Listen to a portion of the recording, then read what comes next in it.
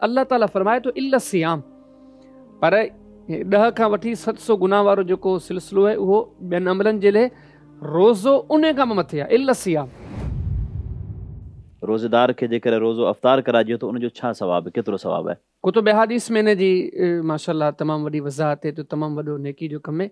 हदीस किताब सुनन इब्ने माजा जे अंदरि किताब सियाम जे अंदरि इमाम साहिब हिकिड़ो बाब क़ाइमु कंदा, बाब सवाब मन फतर साइमन।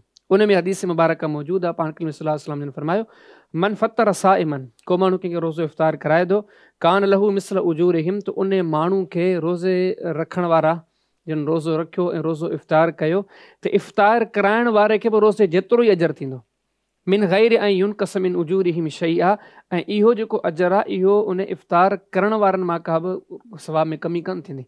त माना हिकिड़ो रोज़ो जेको इफ़्तार कराए थो उनखे सम्झो हिकिड़े एक्स्ट्रा रोज़े जेतिरो सवाबु थींदो, जी ॿियनि रोज़ो रखियो उन जेतिरो हिनखे सिर्फ़ु इफ़्तार जो सवाबु थींदो। ऐं मज़ीद कुतुब हदीस में पढ़ूं था त को इहो सवाबु नंढड़ो कोन्हे, तमामु वॾो सवाबु आहे। हदीस किताब सही इब्न खुज़ैमा जे अंदरि किताब सियाम जे अंदरि इमाम साहिब हिकिड़ो बाब क़ाइमु कंदा, बाब ज़िक्र एता ए रब साइम। उते हदीस मुबारक मौजूदु आहे। पाण सल्लल्लाहु अलैहि वसल्लम जन फरमायो त इंसान जॾहिं नेकी करे थो अल्लाह ताला उनखे 10 खां 700 गुना ताईं वधाए करे उनखे उनजो बदिलो ॾिए थो। हाणे एसी थी हदीस पेश करण खां पोइ अॻियां जेके हदीस अल्फाज़ आहिनि उहे हदीस कुदसी जा अल्फाज़ आहिनि।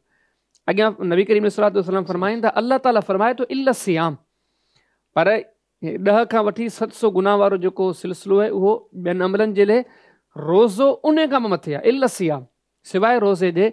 अल्लाह ताला फरमाए तो फ़हुव ली, रोज़ो मुंहिंजे लाइ, ऐं उन रोज़े जो अजर पाण ॾिसि उहो ऐं अलाह ई ॼाणे थो। त रोज़े जो अजर तमामु घणो आहे, जेको सम्झो त अलाह पाण ई ॼाणे थो, ऐं उहो अजर उन माण्हू खे बि मिलणो आहे जेको माण्हू कंहिंखे रोज़ो इफ़्तार कराए थो।